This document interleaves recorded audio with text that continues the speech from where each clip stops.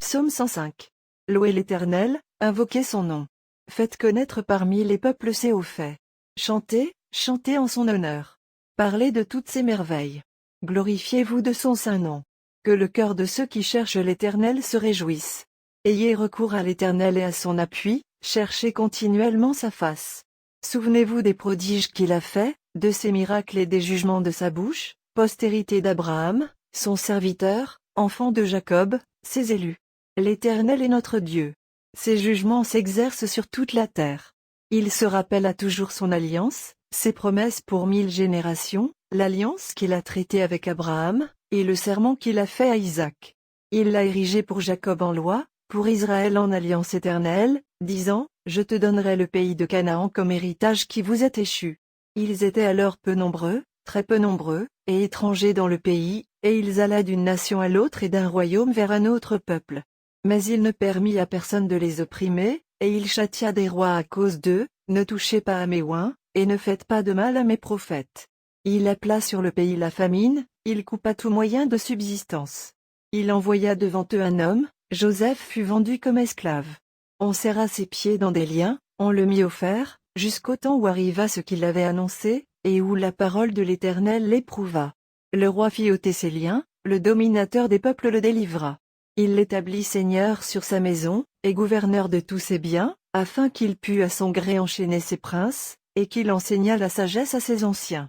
Alors Israël vint en Égypte, et Jacob séjourna dans le pays de Cham. Il rendit son peuple très fécond, et plus puissant que ses adversaires. Il changea leur cœur, au point qu'ils haïrent son peuple et qu'ils traitèrent ses serviteurs avec perfidie. Il envoya Moïse, son serviteur, et Aaron, qu'il avait choisi. Ils accomplirent par son pouvoir des prodiges au milieu d'eux, ils firent des miracles dans le pays de Cham. Il envoya des ténèbres et amena l'obscurité, et ils ne furent pas rebelles à sa parole. Il changea leurs eaux en sang, et fit périr leurs poissons. Le pays fourmilla de grenouilles, jusque dans les chambres de leur roi.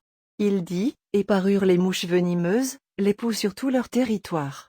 Il leur donna pour pluie de la grêle, des flammes de feu dans leur pays. Il frappa leurs vignes et leurs figuiers, et brisa les arbres de leur contrée. Il dit, et parurent les sauterelles, des sauterelles sans nombre, qui dévorèrent toute l'herbe du pays, qui dévorèrent les fruits de leurs champs. Il frappa tous les premiers-nés dans leur pays, toutes les prémices de leur force.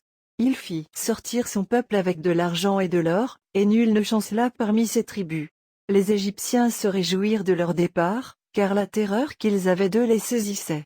Il étendit la nuée pour les couvrir, et le feu pour éclairer la nuit.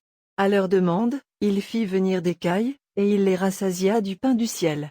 Il ouvrit le rocher, et des eaux coulèrent. Elles se répandirent comme un fleuve dans les lieux arides. Car il se souvint de sa parole sainte, et d'Abraham, son serviteur. Il fit sortir son peuple dans l'allégresse, ses élus au milieu des cris de joie.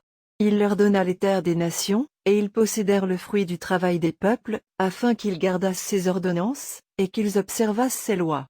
Louez l'Éternel.